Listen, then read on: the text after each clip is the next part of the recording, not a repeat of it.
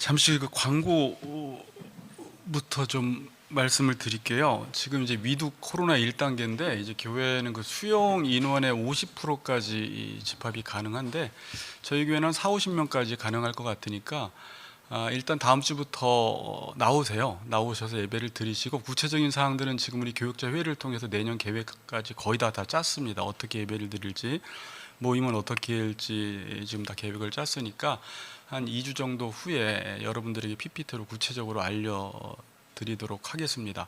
어쨌든 우리 성도님들 다음 주부터 예배 나오셔도 됩니다. 오셔서 같이 예배 참석해 주시기 바랍니다. 자, 그리고 이제 오늘은 43장을 드라마 바이블을 통해서 우리가 눈으로 보고 듣도록 하겠습니다. 자, 형규 집사님 제 들어주세요. 43장. 예레미야가 모든 백성에게 그들의 하나님 여호와의 말씀, 곧 그들의 하나님 여호와께서 자기를 보내사 그들에게 이르신 이 모든 말씀을 말하기를 마치니, 호사야의 아들 아사랴와 가레의 아들 요하난과 모든 오만한 자가 예레미야에게 말하기를, 내가 거짓을 말하는도다. 우리 하나님 여호와께서 너희는 애굽에서 살려고 그리로 가지 말라고 너를 보내어 말하게 하지 아니하셨느니라. 이는 네리야의 아들 바룩이 너를 부추겼어 우리를 대적하여 갈대아 사람의 손에 넘겨 죽이며 바벨론으로 붙잡아 가게 하려 함이라. 이에 가레야의 아들 요하난과 모든 군치위관과 모든 백성이 유다 땅에 살라 하시는 여호와의 목소리를 순종하지 아니하고, 가레야의 아들 요하난과 모든 군치위관이 유다의 남은 자, 곧 쫓겨났던 여러 나라 가운데에서 유다 땅에 살려 하여 돌아온 자, 곧 남자와 여자와 유아와 왕의 딸들과 사령관 누부사라단이 사반의 손자 아히감의 아들 그들에게 맡겨둔 모든 사람과 선지자 예레미야와 네리야의 아들 바룩을 거느리고 애굽 땅에 들어가 다바네스에 이르렀으니, 그들이 여호와의 목소리를 순종하지 아니함이로라. 다바네스에서 여호와의 말씀이 예레미야에게 임하여 이르시되, 너는 유다 사람의 눈앞에서 내 손으로 큰 돌 여러 개를 가져다가 다바네스에 있는 바로의 궁전 대문의 벽돌로 쌓은 축대에 진흙으로 감추라. 그리고 너는 그들에게 말하기를, 만군의 여호와 이스라엘의 하나님께서 이와 같이 말씀하시되, 보라, 내가 내 종 바벨론의 느부갓네살 왕을 불러오리니 그가 그의 왕좌를 내가 감추게 한 이 돌들 위에 놓고 또 그 화려한 큰 장막을 그 위에 치리라. 그가 와서 애굽 땅을 치고 죽일 자는 죽이고 사로잡을 자는 사로잡고 칼로 칠 자는 칼로 칠 것이라. 내가 애굽 신들의 신당들을 불지르리라.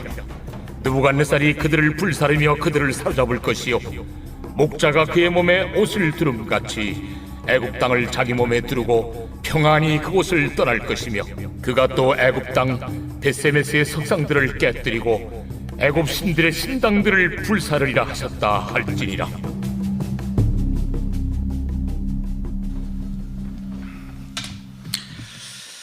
네, 오늘 제목은 순종하지 못하는 이유라는 제목으로 좀 말씀을 듣겠습니다. 우리 같이 인사합시다. 말씀이 좋든지 좋지 않든지 순종합시다. 이렇게 인사합시다. 네.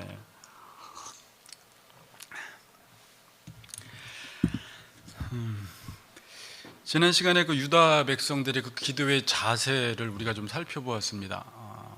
우리가 마땅히 갈 길과 할 일을 우리에게 보여달라고, 우리가 그 모든 말씀을 행하겠다고, 그 말씀이 우리가 보기에 좋든지 좋지 않든지 행하겠다라고 그들이 기도의 자세와 태도를 보여주었는데, 그 말씀대로만 순종을 하면 정말 우리는 복을 받습니다. 하나님의 말씀에 복을 받아요. 그러나 지금 문제는 이들은 순종하지 않았어요. 자, 이제 순종을 이번 주하고 다음 주, 이제 에레미야서가 다음 주에 이제 그 다음부터는 이방 민족들에 대한 심판을 예언하는 것이고, 다음 주에 마무리가 되어지는데 결국은 이 순종 문제를 다루고 마무리가 되어져요. 그래서 순종, 하나님 말씀을 듣지 않는 것, 이렇게 뭐 단편적으로 우리가 알아도 되지만 지금 이들의 상황 속에서 왜 순종하지 않았고 도대체 순종이라는 것이 무엇인지 우리가 좀 더 깊이 생각을 좀 해보아야 합니다. 자, 이들이 순종을 안 했습니다. 너무 오랫동안 에레미야의 말을 듣고 하나님의 말씀을 들었지만 돌이키지 않았고 순종하지 않아서 결국 멸망을 당하게 됩니다. 너무 오랫동안 자, 이들이 순종을 못한 이유가 뭘까요? 하나님의 말씀이 좋든지 좋지 않든지 우리가 그 말씀대로 행하면 복이 된다라는 사실을 알면서 이들은 결국 복을 못 받았거든요. 그 아는 지식과 다르게 행동을 해버렸어요. 자, 순종하지 못하는 이유는 지난 시간에 살펴보았듯이 자신이 할 일을 자기 스스로 정해놓은 거예요. 자기가 갈 길을 스스로 정해놓은 것입니다. 그러니까 이들은 애굽으로 가기로 자기 스스로 결정했기 때문에 하나님이 어떤 말씀을 하시든지 그 부분에 있어서는 순종할 수 없었고 양보를 할 수가 없었던 것입니다. 그러니까 그게 그렇게 무서워요. 만일 우리가 나는 A라는 사람을 사랑하지 않을 거야 라고 결심을 했습니다. 스스로 결정을 내렸어요.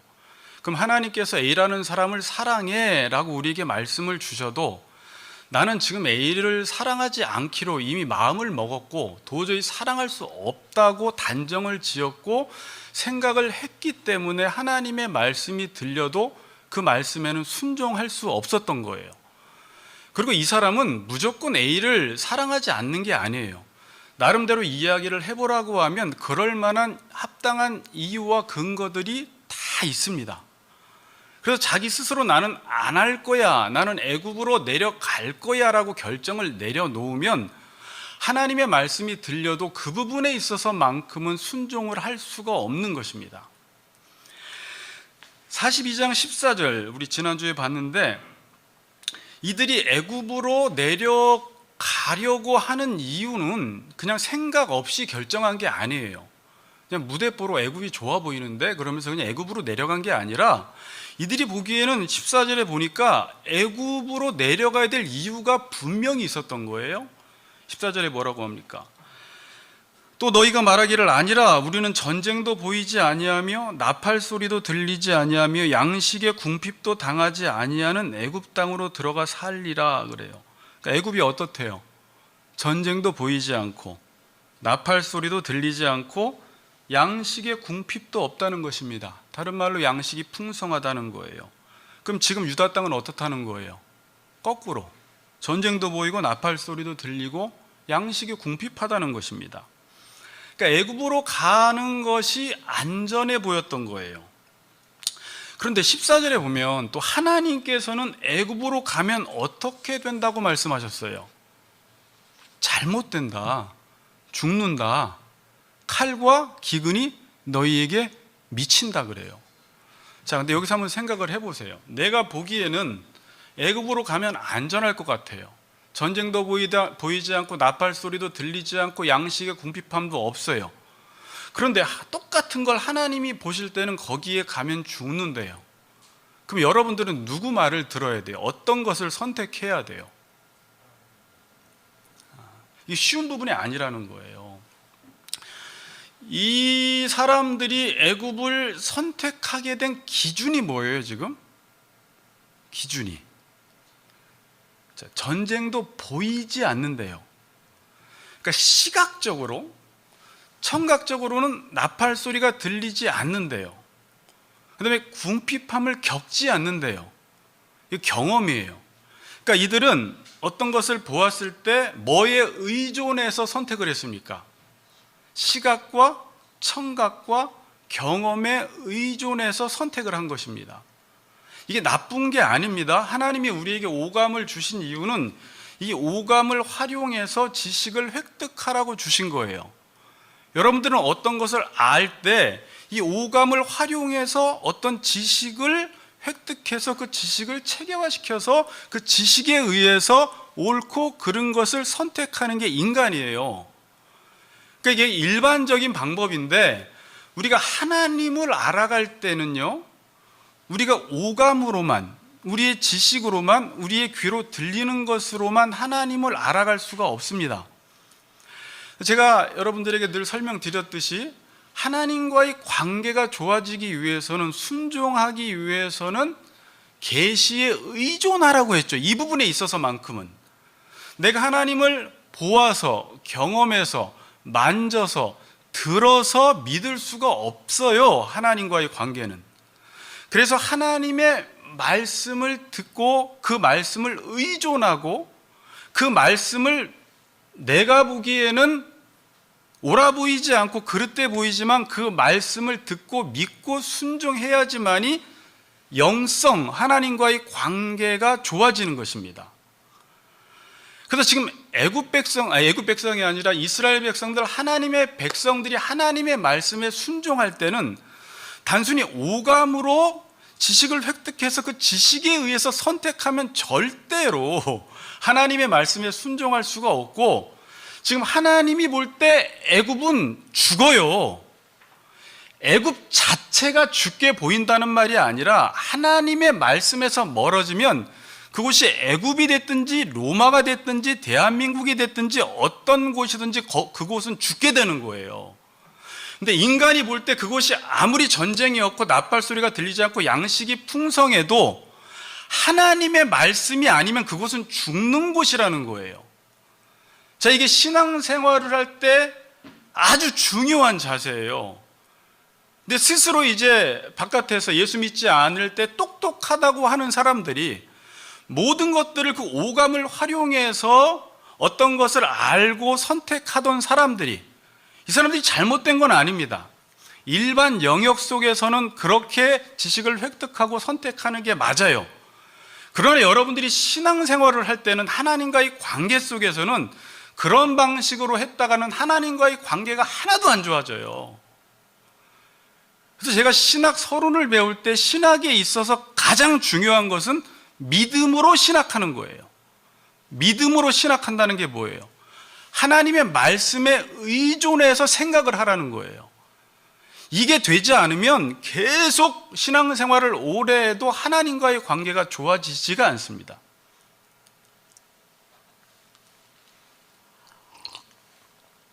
우리가 아까 찬양했지만 이 눈에 아무 증거 아니 배워도, 이 눈에 아무 소리 아니 들려도, 내가 보기에 내가 듣기에 지금 바벨론에 있으면 두려워 보이죠. 두렵다고 했잖아요. 무서워하잖아요. 그렇다 할지라도 믿음만을 가지고서 늘 걸으며 하나님의 약속 위에 서라는 거예요.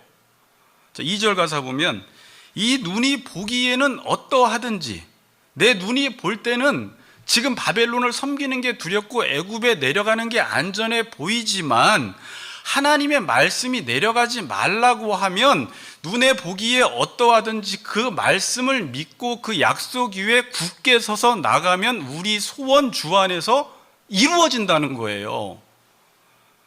참 가사가 좋더라고요. 다시 한번 묵상해 보니까. 하나님의 말씀을 따르기 위해서는 내 눈을 닫고 내 귀를 닫고 말씀에 대해서만 눈이 떠져서 그 말씀을 믿고 행하라는 거예요. 이걸 흔히 우리는 뭐 모험이다, 도전이다 그러는데 이렇게 안 하면 신앙생활을 하지 못하고 하나님을 만나질 못해요. 여러분, 우리가 많이 다루었지만 우리 인생을 살아가면서 가장 중요한 것은 행복이에요. 그 다음에 우리는 우리 가정과 교회를 천국으로 만들고 싶은 거예요. 우리가 인생을 살아가면서 가장 필요한 게 행복이고 천국인데, 이 행복과 천국이라는 것은 어떻게 우리에게 주어져요? 시편에서 행복, 복이 있는 사람은 이 복을 어떻게 얻게 돼요? 복은 우리가 따라간다고 해서 얻는 게 아니에요. 외부적인 환경과 조건에서 행복이라는 건 성경에서는 안 온다는 거예요. 경험을 해보나 마나 어느 정도의 육체적인 편안함은 있어요. 근데 그게 행복은 아니에요. 그걸 부정하는 게 아닙니다. 행복은 하나님의 말씀을 따라 살 때 오는 결과물이라는 거죠. 자꾸 이제 말씀 이야기하니까 선한 가치를 따라 살아가면 행복이라는 것은 결과물로 우리에게 주어지는 것이지, 내가 행복을 쫓아가고 추구한다고 해서 행복이 손에 잡히지 않는다는 것입니다. 그래서 이 세상 사람들이 행복은 원하지만 행복은 점점 멀어져만 가는 거예요. 하나님 나라도 마찬가지예요. 천국이라는 것을 우리는 자꾸 우리가 만들어 보려고 하는데 그렇게 만들어지지 않는다는 것입니다. 천국은 제가 하나님의 통치 개념이라고 했잖아요. 하나님의 통치받음. 그분의 말씀을 수용할 때 이 마음 속에서 천국이 이루어짐으로 나의 삶 속에 천국이 이루어지는 것이지, 다른 방식으로는 절대 복과 천국이 올 수가 없어요. 다른 방식으로 복과 천국이 온다면 예수님 안 오셔도 되고 하나님 통치 안 받아도 되고 인간은 하나님 없이도 얼마든지 유토피아를 이 땅에서 만들며 살아갈 수 있어요. 그런 방식으로 오지 않는다는 것입니다. 제가 요즘 그냥 강의를 좀 이것저것 듣는데 그 김영석 교수라고 102세 되신 분 계시잖아요. 연세대학교 명예교수. 그분이 이제 신실한 그리스도인인데 철학과 교수인데 그분의 행복론을 요즘 계속 TV에서 많이 강의를 해요. 그분의 행복론이 뭘까요? 그냥 고생 있는 사랑이라는 거예요. 사랑을 하는 게 행복인데 그 사랑에는 반드시 고생이 따르는데 요즘 젊은 사람들은 이 고생을 안 하려고 하니까 앞으로 이 행복을 맛볼 수 없다는 거예요. 만약에 그런 강의 들으면 젊은 사람들은 잘못하면 헛소리로 들을 수 있어요. 무슨 고생 있는 사랑이 행복이야. 행복이라는 것은 그런 선한 가치에 있다라는 거예요. 사랑에 있다라는 것이죠. 자, 이들은 마땅히 갈 길과 할 일을 보여달라고 했습니다. 그리고 이제 10일 후에 기도 응답이 왔습니다. 애굽으로 내려가지 말고 여기에 머물라는 거예요. 내려가면 죽는다는 것입니다. 이 말씀이 다 맞춰졌습니다. 그게 이제 43장부터 시작이 돼요. 43장 1절을 한번 읽어보겠습니다. 우리 1절 같이 읽습니다. 시작.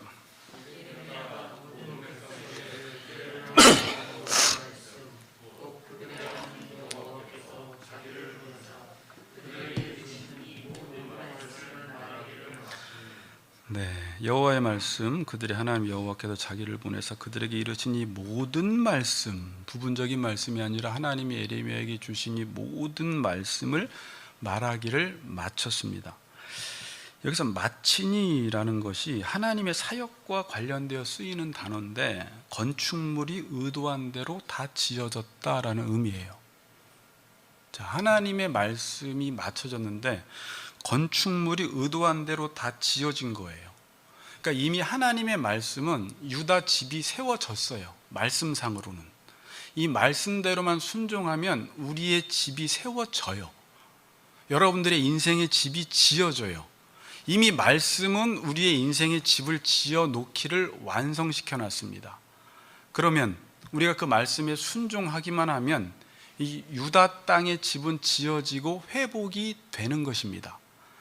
여러분들도 이미 하나님의 말씀은 여러분의 인생 집에 대해서 이미 완성되었기 때문에 그 하나님의 말씀에 순종하기만 하면 여러분들의 인생의 집은 완성이 돼요. 즉 그런 뜻으로 말씀을 전하기를 마쳤다라고 지금 말씀을 합니다. 자, 그러면 이제 이들이 어떻게 반응할 것 같아요? 우리가 42장 보니까 좋든지 좋지 않든지 순종하겠습니다라고 했는데 지금 이 대답은 이들 편에서 볼 때는 좋은 말씀이에요? 별로 좋지 않은 말씀이에요? 내려가지 말아라 라는 게 좋지 않은 말씀이라도 그들의 기도의 자세를 본다면 순종을 해야 되잖아요. 근데 이들의 반응이 2절에 나와 있어요.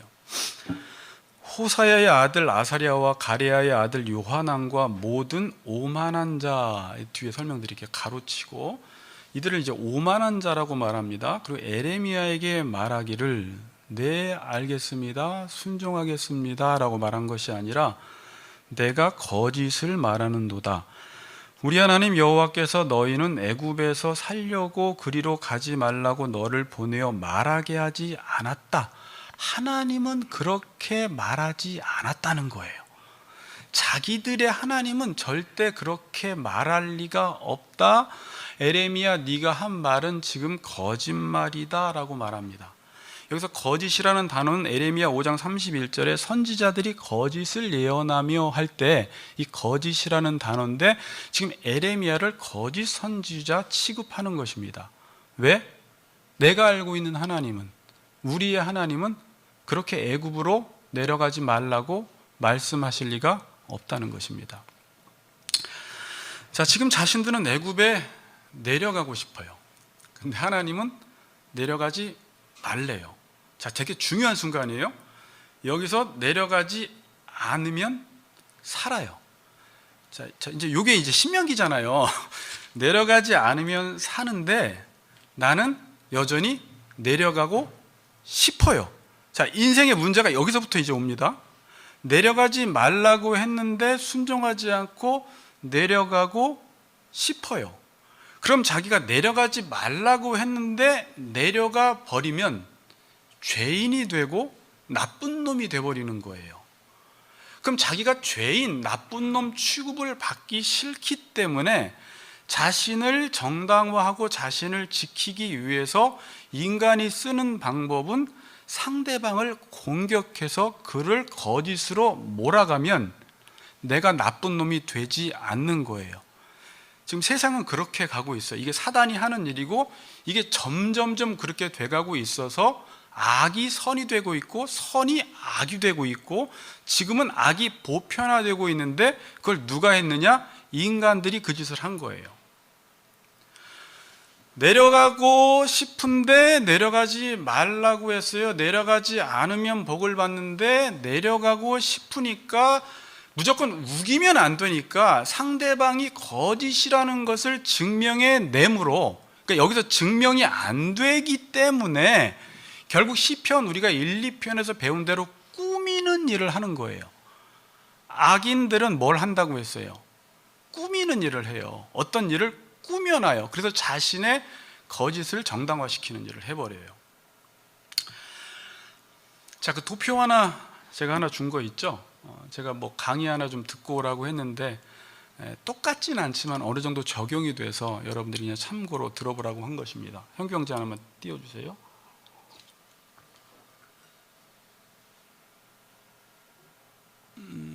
준비 안 됐나요? 자, 우리 한성열 교수님이라고, 제가 심리학 강의를 그렇게 좀 좋은 분 강의를 못 듣다가 이분이 아주 성경적 기반 위에서 심리학을 잘 하시더라고요. 그래서 이분 강의가 참 마음에 들어요. 제가 이번 주에 한 10몇 편을 들었는데, 자, 이게 뭐 복잡하지 않아요. 그냥 위에는요 나예요, 옆에는 너예요. 그 다음에 안다 모른다, 안다 모른다는 거예요. 이걸 이제 조에리의 창이라고 해서 인간의 마음을 이렇게 표현했어요, 심리학자들이. 자, 그래서 자신도 알고 타인도 아는 오픈된 창이 있어요. 자신은 아는데 타인은 모르는 은폐된 부분이 있어요. 숨겨진 창이 있어요. 어쨌든 근데 여기는 내가 아는 부분이에요. 근데 이쪽 자신은 모른다는, 자신은 모르는데 타인은 알아요. 저도 이걸 목회하면서 많이 경험했어요. 저는 모르는데 여러분들은 제가 어떤지 아는, 또 자신도 모르고 타인도 모르는 부분이 있어요. 이걸 이제 심리학에서 무의식이라고 이야기하는데 여기는 미지의 창이라고 이제 써놨죠. 자, 이 모르는 부분을 뭐 심리학적으로도 우리가 이제 볼 수 있겠지만 성경에서는 모르는 부분을 무지라고 이야기를 하고 이걸 죄라고 이야기해요. 그래서 하나님의 말씀, 그러니까 이 심리학에서 보니까 이걸 말하기를 통해서 알라는 거예요. 듣기와 말하기가 얼마나 중요한지를 그 앞 강의에서 계속합니다.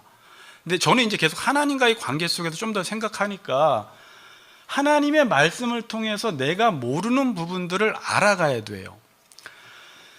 그래서 이 무의식이 자신도 모르는 사이에 다른 사람과의 관계에서 계속 영향을 주는 거예요. 근데 자기는 사실은 그런데 자기는 모르는 거예요. 자, 그러면서 이제 이분이 거기서는 쉽게 그냥 오리와 백조 이야기를 해요. 그러니까 오리가 자기가 백조인지를 모르지만 사실은 백조예요. 자기가 모르는 것 뿐이죠. 자, 지금 이 무지라는 부분에 있어서 이들이 왜 이걸 모를까라고 했을 때는 성경에서는 스스로 속이기 때문에, 잘못된 기준과 정보에 의해서 자기를 보기 때문에 자기 자신을 못 보는 거예요. 못 보는데 자기 자신이 거짓된 것인데, 나쁜 것인데 자기는 모르면 어쨌든 몰라도 그게 사실이기 때문에 다른 사람과 관계를 맺을 때는 그게 계속 영향을 주게 되는 거예요. 그러니까 이 사람은 자기 때문에 지금 관계가 안 좋아지는 건데 이 원인을 누구 탓을 하냐면 상대방 탓을 해버리는 거예요. 그래서 심리학을 통해서 이 무의식을 끄집어내는데 이분 말은 당신에게 문제가 있다고 이야기하는 순간 상담하러 안 온대요.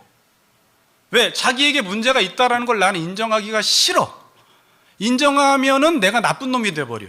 창피해, 죄책감이 들어요. 그래서 인정을 안 하려고 하는 거예요. 근데 이분의 말은 인정하는 사람이 성숙하다는 거예요. 그래야지 자기가 돌이킬 수 있는, 바꿀 수 있는 기회가 온다는 것입니다.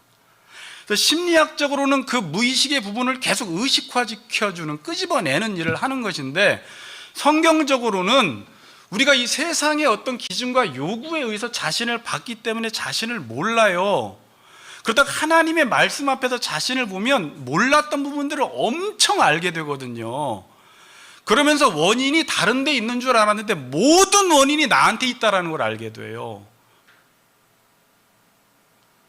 근데 모를 때는요, 계속해서 제가 좀 쉬운 예로 내 안에 똥이 있어서 냄새가 나는데, 내 안에 똥이 있어서 냄새가 난다고 하면 상대방한테 너무 창피하고 죄책감이 드니까 냄새는 다른 데 원인이 있다는 거예요. 그래서 그 원인을 만들어내는 거예요.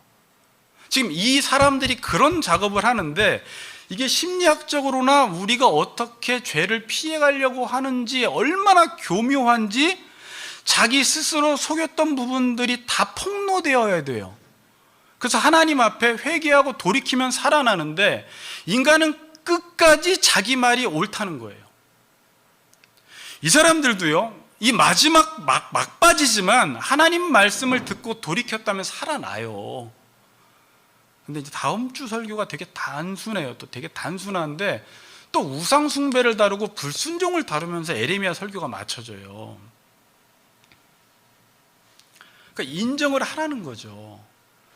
그러면서 근데 이들은 인정을 하지 않고 지금 에레미야 네가 전한 말이 거짓된 것이다 라고 말만 하고 우기면 안 되니까 나름대로 근거와 명분을 만드는 것입니다.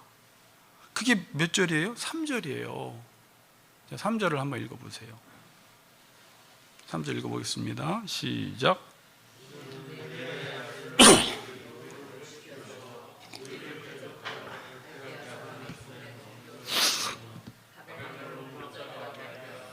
말도 안 되는 말을 해요.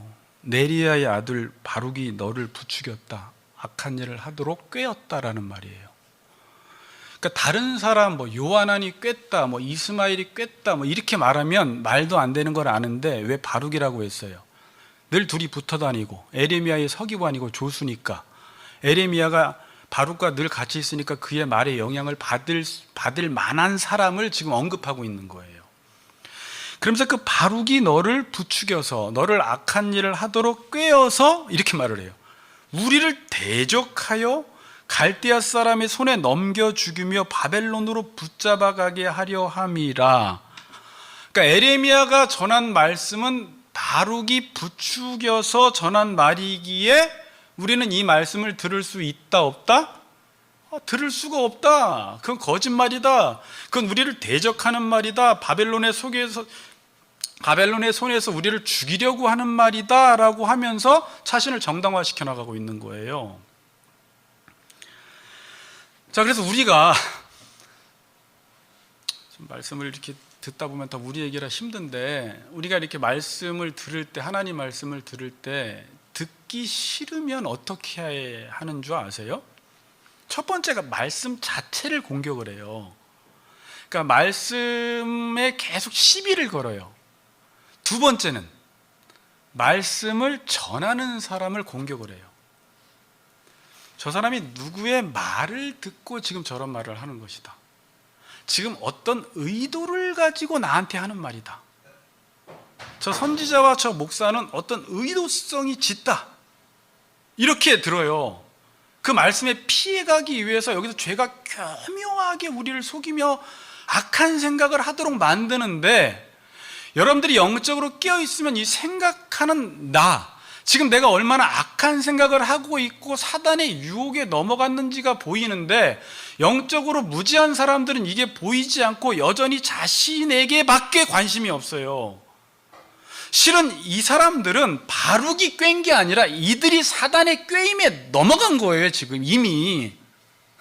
근데 이 사람들은 자신들이 지금 사단의 꿰임에 넘어갔다라는 것을 알지 못하고 거꾸로 다른 사람이 꿰어서 이렇게 되었다라고 이야기를 합니다. 이게 얼마나 복잡 미묘합니까?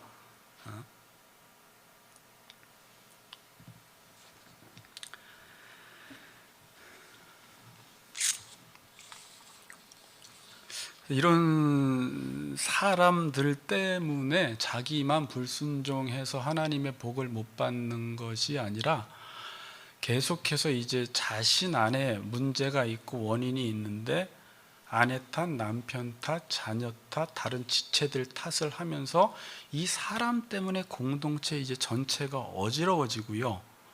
또 하나는 이제 이런 사람들이 많아지다 보면 거기에 거짓이 대세를 이루어서 교회에서조차 애굽으로 가려는 사람들이 정상이 돼 버려요. 그리고 바벨론을 섬기는 사람이 비정상이 돼 버리는 거예요. 이렇게 하다가 교회가 거짓으로 점령을 당해 버리는 것입니다. 그래서 이런 공동체 분위기에서는 참된 메시지를 전하는 것이 어려워요. 그러니까 지금 한국교회 상황에서는 제가 저번에 그랬죠. 하나님 나라라는 당연한 메시지를 전해도 소화해낼 능력이 없다라는 것은 이미 거짓은 거짓으로 너무 꽉 차 있어요. 그래서 바른 말씀을 들을 수 있는 힘이 없어요. 이미 잘못된 걸 믿고 있기 때문에. 그 잘못된 게 뭐냐면 자기를 믿고 있는 거예요. 우상 숭배를 하고 있는 거예요. 이렇게 자신의 잘못을 인정하지 못할 때 이런 큰 악영향을 미치게 되는 것입니다. 그러니까 인정한다라는 건 큰 복이에요. 하나님 말씀 앞에 애통한다라는 것은 다윗처럼 그 선지자의 말 앞에 자신의 모습을 보고 그 말씀 앞에 울고 돌이킨다라는 게 우리의 삶 속에 매번 일어나지 않는다면 우리는 자신도 모르는 사이에 자아가 되게 강해지고 있다라고 생각하면 됩니다. 목사도 그렇게 하다가 강해지는 거예요. 남 얘기 안 듣고. 제가 아까 실은 이쪽 도표에서 사역을 하다가 제일 많이 느낀 게 성도는 아는데 목사만 모르는 게 많아요. 부교역자들이 봐도 성도들이 봐도 저 목사는 저래, 그런데 본인만 몰라요. 저도 그런 부분이 있죠. 늘 자기 자신을 말씀 앞에 돌아보지 않으면 그런 현상, 자기 스스로를 이 안에서 속였기 때문에 그래요. 우리는 자기 자신을 속이는 걸 너무 잘해요. 그리고 2절에 보세요. 이들이 하나님을 뭐라고 부릅니까? 우리 하나님 여호와께서 너희를 애굽 땅에 살려고 그리로 가지 말라고 너를 보내어 말하게 하지 않았다는 거예요. 하나님은 그렇게 말하실 리가 없다. 42장에서 이들은 하나님을 어떻게 불렀어요? 당신의 하나님이라고 불렀죠. 그땐 당신의 하나님이라고 하다가 왜 지금은 우리 하나님이라고 이야기를 하죠? 그 말은 이제 자기들에겐 지금 하나님이 필요한 거예요. 자기들의 생각과 자기들의 편을 지지해주고 동조해줄 하나님이 필요한 거예요. 그러니까 이 하나님은 우리 하나님이라는 말은 에레미야 네가 한 그 말씀은 우리 하나님은 그렇게 말씀하실 리가 없다는 것입니다. 그 하나님은 우리가 애굽으로 가는 것을 지지해 주시는 우리 하나님이라고, 또 자기가 아쉬울 때는 그 하나님을 우리 하나님이라고 이야기를 해요. 자, 팀 켈러 목사님도 내가 만든 신이라는 그 책 제목이 있지만 이렇게 행하는 것이 결국 우상숭배예요, 여러분. 우상숭배. 우상은 다른 신을 섬기는 게 아니에요. 다른 신은 있어요, 없어요? 없어요. 다른 신은 뭐냐면 내가 편한 대로 내 필요에 의해서 하나님을 만드는 거예요. 내가 어떤 것이 필요하면, 내가 그걸 원하면 그런 하나님을 만들어 놓고 섬기는 것입니다. 그 하나님이 점점 커져요. 자기가 결정하고 자기 스스로 어떤 길을 정하고 자기가 원하는 것이 많을수록 이 우상은 점점 커지는 것입니다. 내가 만든 하나님 상이 있어요. 근데 신앙인들 중에도 역사 속에서 일하시는 이 구속사를 이루어 가시는 그 하나님을 모르는 사람들은 10명이면 10명이 다 자기 하나님, 내가 만든 하나님을 만들어 놓고 그 하나님을 섬기고 있고요. 지금도 여러분들의 머릿속에 그런 하나님, 내가 만들어 놓은 하나님이 있으면 하나님의 진짜 말씀을 듣다가 그게 내가 만든 하나님 상에서 어긋나거나 빛나거나 맞지 않는 말은 다 뱉어내 버려요. 그리고 어떤 말에만 순종을 해요. 내가 만든 그 하나님 상에 부합한 말만 순종을 하니까 이건 결국 순종하는 게 아니에요. 자기에게 순종하는 거예요. 그러니까 이들은 어떤 말에는 순종할까요? 애굽으로 내려가라. 애굽으로 내려가면 도와줄게. 그러니까 애굽과 관련된 말만 순종하는 거예요. 자, 이걸 순종이라고 말할 수 있을까요? 근데 말할 수 없는데 사람들은 순종이라고 생각을 해요. 근데 하나님 볼 때는 너네는 우상 숭배를 했다는 거예요. 아니, 제가 언제 교회 와서 예배 드렸는데 우상 숭배를 언제 했냐라는 거예요, 지금. 너 진짜 하나님을 모르고 네가 만든 하나님의 말씀에만 순종했잖아, 지금. 그리고 진짜 하나님이 요구하시는 말씀에는 순종을 안 해놓고 자기는 내가 만든 하나님의 말씀에 순종했으니까 순종했다고 생각을 하고 이 정도쯤은 괜찮다고 생각을 하는 거예요.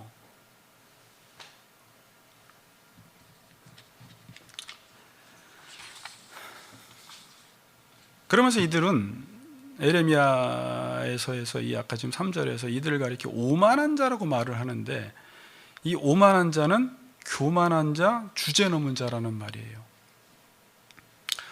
자, 우리가 하나님의 말씀을 들을 때 겸손하게 자신의 생각을 죽이고 그 하나님의 말씀을 받아들여야 돼요. 자, 저나 우리 같이 걷는 교회 성도님도 하나님의 말씀을 들을 때 항상 겸손한 마음으로 내 생각에 맞든지 맞지 않든지 내 이성에 맞든지 맞지 않든지 이게 성경에서 이야기한 하나님의 말씀, 권위자가 나한테 이 세상을 창조한 하나님이 나를 사랑해서 주시는 말씀이라면 그냥 그걸 믿음으로 수용해서 따라야 돼요. 그런데 오만하고 주제 넘은 자는 뭐냐면 하나님의 말씀을 들을 때 겸손하게 그 말씀을 듣지 않고 자기의 생각과 계획을 더 우선시해서 자신의 생각으로 그 하나님의 말씀을 판단해서 거짓이라고 이야기하는 사람은 하나님 위에 있는 아주 무서운 교만하고 주제 넘은 자라는 거예요. 이게 오만한 자라고 지금 이야기를 하고 있습니다. 근데 사람들은요, 이게 얼마나 무서운 행위인지를 몰라요. 여기서부터 신앙의 타락이 오는데 하나님 말씀 앞에서는 이러한 오만한 자의 자세를 갖춰놓고 교회 안에서 몇 가지 직분 달고 자기가 종교 생활을 열심히 하면 마치 그것이 하나님과의 관계가 좋은 양 생각하지만 이미 그 사람은 그 하나님의 말씀을 듣는 그 순간부터 이미 타락을 한 거예요. 거기서부터 무너져 버린 거예요, 여러분. 말씀 앞에서 그래서 자신을 인정하지 못하면 그 사람은 절대 경건해질 수가 없어요.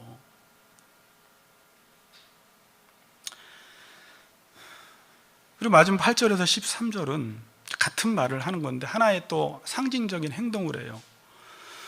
애굽을 통해서 바벨론을 함락시키겠다는 말입니다. 8절에서 13절은 9절에 보시면 큰 돌 여러 개를 가져다가 궁전 대문의 벽돌로 쌓은 축대의 진흙으로 감추래요. 큰 돌을 축대에 감추라는데 이 뜻이 뭐냐? 하나님이 상징적 행동을 통해서 뭘 보여주시느냐? 10절에 나와 있죠. 내 종 바벨론의 느부갓네살 왕을 불러오리니 그가 그의 왕자를 내게 감추게 한 이 돌들 위에 놓고 또 그 화려한 큰 장막을 그 위에 치리라. 그러니까 느부갓네살의 왕자가 이 돌들 위에 놓여진다는 것입니다.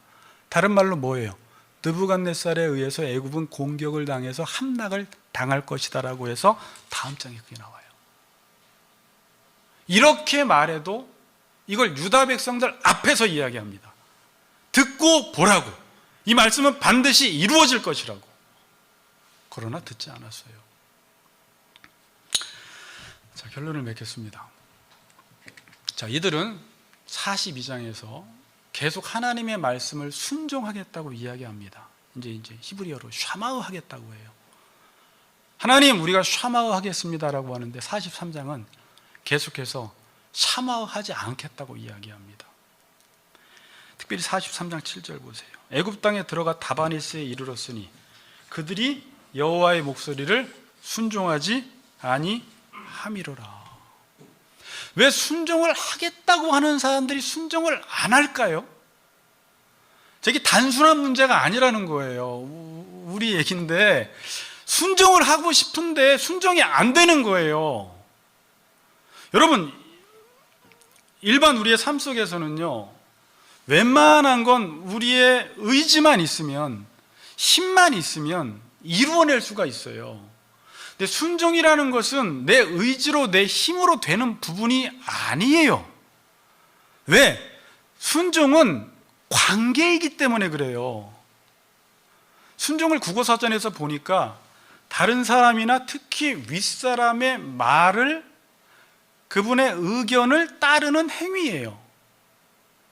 그러니까 윗사람의 말이나 의견을 따르는 행위를 하기 위해서는 내 말이나 내 의견이나 내 생각이나 내 계획을 버리지 않으면 순종이라는 것이 불가능한 거예요.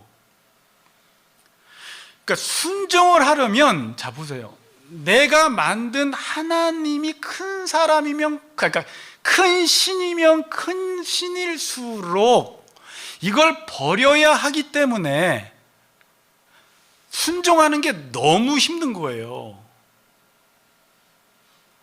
나는 하나님 말씀 듣지 않고 나는 자기 스스로 내 인생을 이렇게 살아갈 거야, 내가 가야 될 길은 이 길이야 라고 자기가 굳게 정한 사람일수록 하나님의 말씀이 그 자신의 생각과 반대되는 말이 들려졌을 때 순종을 할 수가 없는 거예요.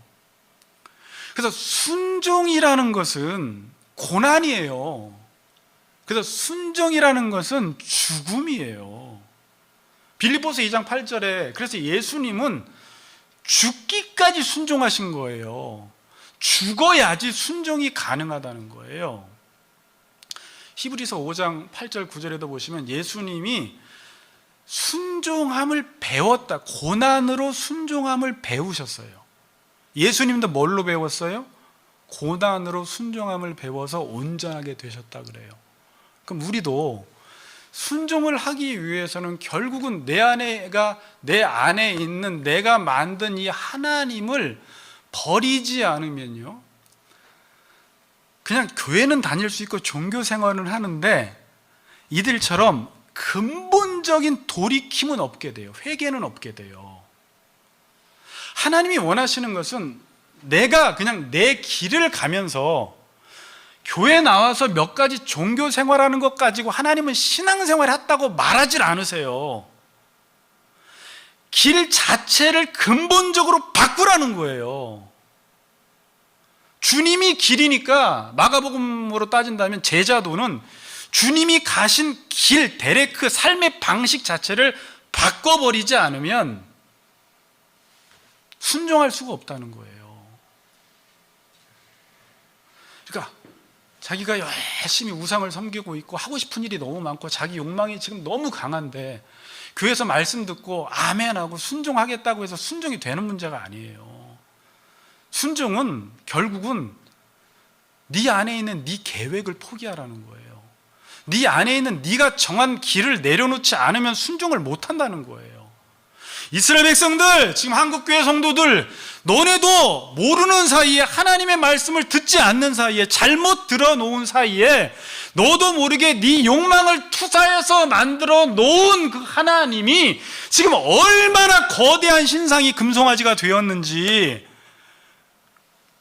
자기가 돈이 필요하면 돈의 하나님을 만들고, 위로가 필요하면 위로의 하나님을 만들고, 성공이 필요하면 성공의 하나님을 만들고, 명예가 필요하면 명예의 하나님을 만들어서 그 말씀만 들려져야지 순종하지, 자기가 만들어 온 하나님 외에 다른 말들은 다 불순종하는 거예요. 그러면서 여기까지 오다가 교회 안에 우상이 얼마나 크게 있는지 몰라요. 우리 안에 하나님이 안 계세요. 이 상태에서 우리가 어떻게 순종을 할 수 있을까요?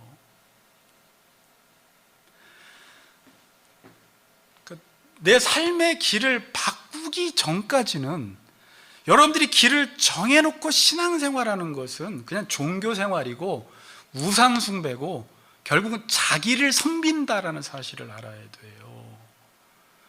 그래서 순종하지 못하는 사람들의 특징이 자신이 만든 하나님을 너무 강하게 믿고 있어요. 그리고 자신은 믿음이 좋은 줄 알아요. 이걸 버리지 않는 이상 결국 신앙생활은 자기 만족에 불과하다는 것입니다. 결론적으로 나는 말씀에서 말씀하시는 하나님을 믿고 있는지, 아니면 내가 만든 하나님을 믿고 있는지, 누구의 말에 순종하고 사는지 생각해 보세요. 하나님의 말씀에 순종하시는 우리 같이 걷는 교회 성도님들 되시기를 주의 이름으로 축복합니다.